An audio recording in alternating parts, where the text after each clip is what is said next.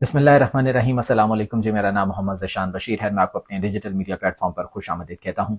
सबसे पहले गुजारिश करूंगा कि अगर अभी तक आपने इस चैनल को सब्सक्राइब नहीं किया है तो फौरी तौर पर सब्सक्राइब कर लें ताकि मेरी वीडियोस जो हैं वो बर वक्त आप तक पहुंचती रहें। चीफ जस्टिस काजी फाज ईसा की रिटायरमेंट का दिन जूं जूं करीब आ रहा है वैसे वैसे बहुत से सरप्राइजेस भी उनके लिए सामने आ रहे हैं। अब एक और नया सरप्राइज उनके लिए सामने आया छुट्टी के दिन। वो एक बड़ा सरप्राइज था। वो क्या सरप्राइज था उस पर मैं बात करता हूँ बाद में। पहले मैं आपको बताऊं कि मौलाना फजल रहमान ने एक बहुत धमाकेदार प्रेस कॉन्फ्रेंस कर दी है। ये आईन तरामीम के हवाले से उन्होंने बहुत खुलकर और वाज़ेह बातें की हैं। मौलाना फजल रहमान ने एक तो जी इस असम्बली को जाली करार दिया है। उनका ये कहना है कि ये जाली असम्बली है, इसके पास मैंडेट नहीं है। और यही बात पाकिस्तान तहरीक इंसाफ बहुत अरसे से कर रही है। पाकिस्तान तहरीक इंसाफ तो 8 फरवरी के इलेक्शंस के बाद से यही बात कर रही है कि ये 47 की हुकूमत है, फॉर्म 47 की हुकूमत मुसल्लत की गई है, ये जाली हुकूमत है, ये जाली मैंडेट के साथ यहाँ पर आई है। और अब मौलाना फजल रहमान ने भी ये बात कर दी है। देखें, मौलाना फजल रहमान के तहफ़्फ़ुज़ात और ख़दशात तो पहले से थे ही, लेकिन असम्बली में वो मौजूद थे और अभी भी उन्होंने कहा कि हम असम्बली में अपना किरदार अदा करते रहेंगे। अगर हम सड़कों पर आ गए तो हम ज़्यादा ख़तरनाक हो जाएंगे। उन्होंने कहा कि हम पार्लियामान में मौजूद हैं और बतौर अपोजिशन अपना किरदार अदा करते रहेंगे। लेकिन उन्होंने कहा कि ये जाली असम्बली है। एक तो उन्होंने इलेक्शंस का दोबारा मुतालबा किया। उन्होंने कहा कि जी इलेक्शंस दोबारा होने चाहिए, साफ शफाफ इलेक्शंस हों और अवाम के मैंडेट से जो हुकूमत आए वो फिर इकदामात करे। ये जो तरामीम, ये जो अमेंडमेंट्स करने की कोशिश कर रहे हैं वो अवामी हुकूमत करे जो कि अवामी मैंडेट के साथ आई हो। ये जाली मैंडेट के साथ हुकूमत तरामीम नहीं कर सकती है। फिर उन्होंने कहा कि जी मुसव्वदा हम तैयार कर रहे हैं मैंडेट के तरामीम के हवाले से जो अमेंडमेंट्स हैं। पाकिस्तान पीपल्स पार्टी भी अपना मुसव्वदा बना रही है, पाकिस्तान तहरीक इंसाफ भी अपना मुसव्वदा बना रही है और हम भी अपना एक मुसव्वदा ड्राफ्ट कर रहे हैं। उसके बाद हम इस पर बात करेंगे और फिर अमेंडमेंट्स की तरफ जो है वो जाएंगे। साथ ही साथ उन्होंने ये वाज़ेह किया कि कोई ये तरामीम जो हैं, ये कानून साजी जो है वो शख्सी बुनियाद पर नहीं होनी चाहिए। अदालती इस्लाहात बिल्कुल होनी चाहिए, लेकिन अदालती इस्लाहात जो है वो किसी एक शख्स को मद्देनजर रखकर या सियासी मफादात की खातिर या किसी एक शख्स को नवाजने के लिए नहीं होनी चाहिए।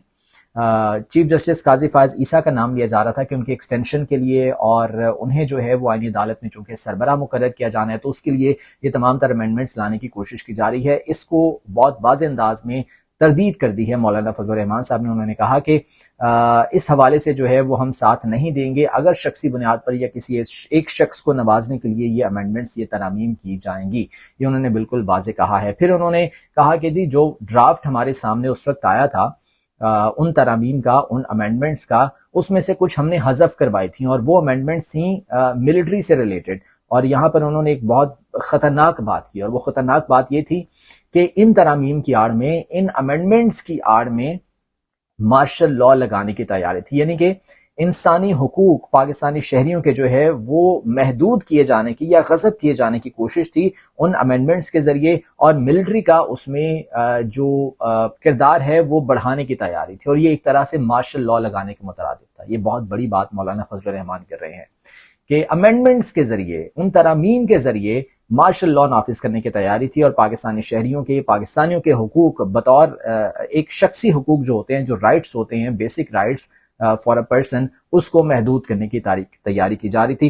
तो मौलाना ने कहा कि हमने वो तरामीम हज़फ करवाई, लेकिन वो ड्राफ्ट अभी चूंकि फाइनल नहीं हुआ है तो लिहाजा उस पर अभी बात नहीं हुई है। फिर उन्होंने कहा कि हम अपने ड्राफ्ट जो है वो बना रहे हैं, वो भी सामने रखेंगे और बाकायदा इस पर बहस की जानी चाहिए और बहस के बाद ये तरामीम होनी चाहिए। लेकिन उन्होंने साथ में कहा कि इतना बड़ा काम इस जाली असम्बली से नहीं हो सकता। ये जाली असम्बली है, ये पार्लियामेंट जाली है, ये जाली मैंडेट के साथ लोग बैठे हुए हैं, ये कानून साजी और तरामीम नहीं कर सकते हैं। इलेक्शन करवाएं, अवामी मैंडेट के साथ जो हुकूमत आए वो तरामीम करवाए। ये मौलाना फजल रहमान ने पेशावर में वो न्यूज़ कॉन्फ्रेंस कर रहे थे। फिर उन्होंने पाकिस्तान तहरीक इंसाफ के जलसों से मुतालिक भी बात की कि जो जलसे करने की इजाज़त नहीं दी जा रही, ये एक बिल्कुल गैर जमहूरी रिवायत है।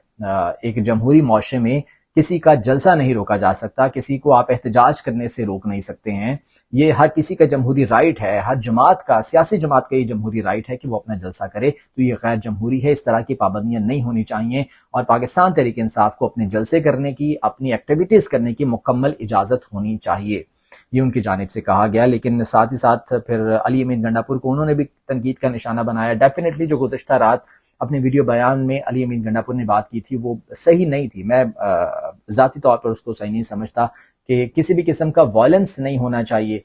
لیکن انہوں نے بات کی کہ جناب ایک گولی آپ چلائیں گے تو 10 ہم چلائیں گے، ایک ٹیئر گیس آپ چلائیں گے 10 ہم چلائیں گے. تو اس طرح کی باتیں نہیں ہونی چاہیے. اس سے جو سرد مہری ہے وہ بڑھتی ہے، اس سے جو درمیان کے جو تعلقات ہیں وہ خراب ہو جاتے ہیں، اور تعلقات خراب ہو جائیں تو پھر بہتری کی طرف جانا ذرا مشکل ہو جاتا ہے. تو اس طرح کی باتیں نہیں ہونی چاہیے تھی. مولانا فضل الرحمان نے بھی یہی کہا کہ یمین گنڈا پور کو اس طرح کی زبان استعمال نہیں کرنی چاہیے، وہ ایک سی ایم ہیں، انہیں ذمہ داری کا مظاہرہ کرنا چاہیے. تو یہ بہرحال ایک بہت امپورٹنٹ پریس کانفرنس تھی مولانا فضل الرحمان کی جو کہ انہوں نے کی ہے. اب آ جاتے ہیں جناب چیف جسٹس کو جو سرپرائز ملا ہے. دیکھیں 25-26 اکتوبر چیف جسٹس آف پاکستان کی ریٹائرمنٹ کی تاریخ ہے، اور جوں وہ تاریخ قریب آ رہی ہے یہ سرپرائزز بڑھتے چلے جا رہے ہیں. ایک تو 30 ستمبر کو کیس جو لگایا گیا ہے 63A کے حوالے سے، وہ بھی ایک بڑا عجیب سا کیس ہے. میں نے گزشتہ ویڈیو میں بات بھی کی تھی کہ فلور کراسنگ کو لیجیٹیمیٹ کرنے کی کوشش کی جا رہی ہے ان سیاسی جماعتوں کی جانب سے جو کہ جمہوریت کا دعویٰ کرتی ہیں، اور انہی کی ایما پر اب یہ کیس جو ہے وہ 63A کا سپریم کورٹ میں لگایا گیا ہے. اب اس میں جسٹس منیب اختر بھی شامل ہیں. مجھے ذاتی طور پر یوں لگتا ہے کہ جسٹس منیب اختر معذرت کر لیں گے، ریکیوز کر لیں گے، اس بینچ میں وہ شامل نہیں ہوں گے، اور اگر وہ معذرت کر لیتے ہیں تو یہ معاملہ جائے گا دوبارہ سے پریکٹس اینڈ پروسیجر کمیٹی کے پاس. اور پریکٹس اینڈ پروسیجر کمیٹی کے حوالے سے جسٹس منصور علی شاہ آلریڈی اپنے ریزرویشنز شو کر چکے ہیں، تحفظات کا اظہار کر چکے ہیں. جسٹس منیب اختر کے بھی اس سے اختلافات ہیں، تو ڈیفینیٹلی وہ معاملہ تھوڑا سا جو ہے وہ الجھاؤ میں جائے گا. تو دیکھنا یہ ہے کہ جسٹس منیب اختر اب اس پر جو ہے وہ ریکیوز کرتے ہیں یا نہیں کرتے. باقی جو 4 ممبران ہیں، جسٹس منیب اختر کو نکال کے باقی 4 ممبران ہیں، ڈیفینیٹلی چیف جسٹس قاضی فائز عیسیٰ اس بینچ کو ہیڈ کر رہے ہیں. باقی جو دو ججز صاحبان ہیں میرے خیال سے ان کو بھی اس میں شامل نہیں ہونا چاہیے تھا بینچ میں. وہ ہیں جسٹس جمال خان مندوخیل اور جسٹس مظہر عالم میاں خیل، کیونکہ یہ دونوں ججز آلریڈی اس کیس میں اپنا مائنڈ اپلائی کر چکے ہیں. اب اگر وہ فیصلہ دیتے ہیں تو ڈیفینیٹلی وہ چینج تو نہیں ہوگا، کیونکہ انہوں نے پہلے بھی اختلاف کیا تھا. تو جسٹس منیب اختر اگر اس بینچ میں شامل رہتے ہیں تو یہ فیصلہ ممکنہ طور پر 4-1 سے آئے گا. اگر وہ شامل نہیں رہتے تو بینچ ٹوٹ جائے گا اور پھر نئے سرے سے بینچ بنے گا.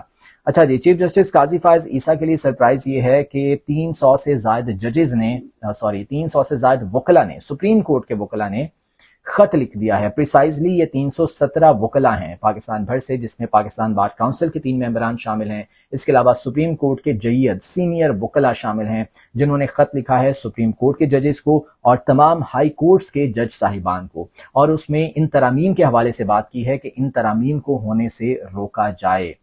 اور انہوں نے کمپیئر کیا ہے موجودہ جو آئینی عدالت کی تجویز ہے اس کو کمپیئر کیا ہے پی سی او کی عدالت کے ساتھ. آپ کو یاد ہوگا سابق صدر پرویز مشرف کے دور میں عدالت کا قیام عمل میں لایا گیا تھا، اور اس میں جو ججز تعینات کیے گئے تھے انہیں پی سی او ججز کا نام دیا گیا تھا اور پی سی او عدالت کہا گیا تھا. تو یہ کمپیئر کیا گیا ہے اس آئینی عدالت کو، اور اگر وہاں پر ججز جاتے ہیں، اوبویسلی چیف جسٹس قاضی فائز عیسیٰ بطور سربراہ وہاں پر جانے کا ارادہ رکھتے ہیں یا حکومت انہیں وہاں بھیجنے کا ارادہ رکھتی ہے، تو انہیں پی سی او ججز کے ساتھ کمپیئر کیا جا رہا ہے. یعنی کہ مارشل لاء کے دور کی عدالت اور ان کے ججز کے ساتھ ان کا کمپیریزن کیا جا رہا ہے.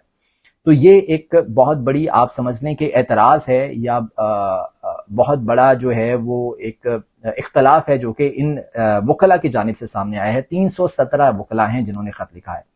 انہوں نے اس میں لکھا کہ جو امینڈمنٹس پروپوز کی گئی تھی، جو مجوزہ ڈرافٹ آیا تھا، وہ رات کی تاریکی میں تیار کیا گیا، رات کی تاریکی میں آتا ہے، اور جن منتخب لوگوں کو ساتھ ملانے کی کوشش کی گئی نمبر پورے کرنے کے لیے، انہیں بھی اس ڈرافٹ کے بارے میں پتہ نہیں تھا.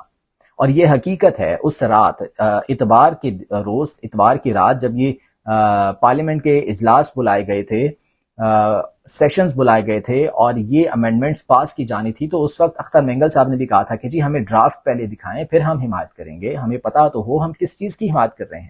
مولانا فضل الرحمان نے بھی یہ کہا تھا کہ ہمیں پہلے وہ مسودہ دکھائیں، ڈرافٹ دکھائیں، کیا امینڈمنٹس آپ کرنے کے لیے جا رہے ہیں، اس کے بعد پھر ہم سے آپ حمایت مانگیں.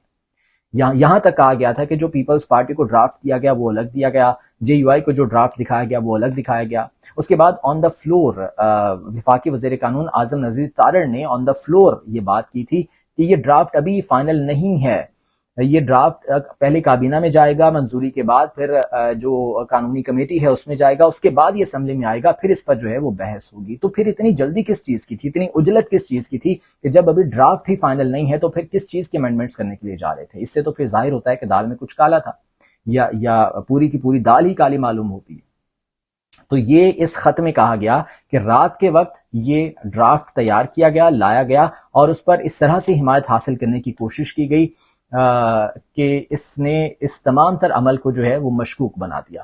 پھر اس میں جو ہے وہ اپیل کی گئی ہے تمام جج صاحبان سے کہ وہ اپنا کردار ادا کریں ان ترامیم کو روکنے کے حوالے سے، اور وہ یہ فیصلہ کریں کہ انہوں نے تاریخ میں کن الفاظ میں یاد رکھے جانا ہے۔ اگر تو وہ آئینی عدالت کے قیام کے حوالے سے بات کرتے ہیں اور اس پی سی او عدالت یعنی کہ جو جس سے کمپیئر کیا جا رہا ہے، اگر اس پی سی او عدالت کے قیام کے حوالے سے اگر حمایت کرتے ہیں تو ڈیفینیٹلی تاریخ انہیں اچھے الفاظ میں یاد نہیں کرے گی۔ آپ جسٹس افتخار محمد چودھری کو دیکھ لیں جنہوں نے پی سی او کے تحت حلف اٹھایا تھا۔ ڈوگر کورٹس کا نام دیا جاتا ہے، پی سی او عدالتوں کو ڈوگر کورٹس کا نام دیا جاتا ہے، اور تاریخ میں ان کا ذکر موجود ہے، اور کن الفاظ میں موجود ہے وہ سب کے سامنے ہے۔ تو یہ ان وکلاء کی جانب سے اعتراض اٹھایا گیا ہے اور یہ کہا گیا ہے کہ تمام جج صاحبان اپنا کردار ادا کریں ان ترامیم کو روکنے کے حوالے سے، کیونکہ یہ ترامیم بہت زیادہ مشکوک ہیں، اور اس پر جو ہے وہ ڈیفینیٹلی یہ موجودہ اسمبلی، جس طرح سے مولانا فضل الرحمان نے کہا تھا، موجودہ اسمبلی اس حوالے سے یہ ترامیم نہیں لا سکتی ہے، یہ غیر آئینی ہوگا، یہ غیر قانونی ہوگا۔ تو اب یہ تمام کے تمام جو وکلاء ہیں 317، یہ کوئی عام وکلاء نہیں ہیں بلکہ سپریم کورٹ کے سینئر ترین وکلاء ہیں، پورے پاکستان بھر سے انہوں نے ایک اوپن لیٹر لکھا ہے، اور اس کے ساتھ ساتھ جو ہے وہ 3 پاکستان بار کونسل کے ممبران بھی اس میں شامل ہیں جنہوں نے یہ لیٹر لکھا ہے، اور یہ کہا گیا ہے جج صاحبان کو کہ تمام جج صاحبان نے آئین کے تحفظ کا حلف اٹھا رکھا ہے۔ یہ بات تو صرف چارٹر آف ڈیموکریسی میں جو کی گئی تھی، یہ سیاستدان تو اس طرف جا رہے ہیں، لیکن آئین کیا کہتا ہے ججز نے وہ دیکھنا ہے۔ تو یہ تمام تر جو ہے وہ چیزیں سامنے آئیں اس خط میں۔ اب دیکھنا یہ اس خط پر رد عمل کیا سامنے آتا ہے۔ جاتے جاتے پاکستان تحریک انصاف کے حوالے سے کچھ بات کرنا چاہوں گا کہ جو 28 ستمبر کی ریلی تھی راولپنڈی کی، اس میں اس کے سلسلے میں عمران خان پر 3 مقدمات درج کر لیے گئے ہیں، علی امین گنڈاپور کو بھی اس میں نامزد کیا گیا ہے، اور دہشت گردی کی دفعات کے تحت یہ مقدمات درج کیے گئے ہیں۔ کہا یہ گیا ہے کہ جی ہنگامہ آرائی کی گئی، پنجاب حکومت کے خلاف نعرے بازی کی گئی۔ ویسے ایک میرے لیے ایک یہ نئی بات ہے، اور شاید آپ کے لیے بھی ہو، کہ پنجاب حکومت کے خلاف نعرے بازی کریں گے تو تب بھی آپ پر کیس بنے گا۔ پنجاب حکومت کے خلاف نعرے بازی کی گئی، ہنگامہ آرائی کی گئی، 3 مقدمات جو ہے وہ عمران خان کے خلاف درج کیے گئے 780A کی دفعہ کے تحت، دہشت گردی کی دفعات کے تحت، اور اس میں علی امین گنڈاپور کو بھی نامزد کیا گیا۔